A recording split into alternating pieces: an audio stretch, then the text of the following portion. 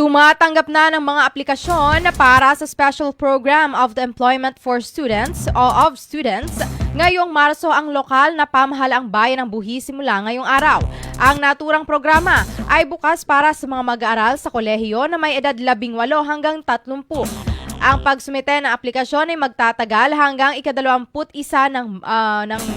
ng Marso at maaari lamang magsumite ang mga interesadong aplikante sa pamamagitan ng online application at pag-click ng ibinahaging link sa official Facebook page ng LGU Buhi.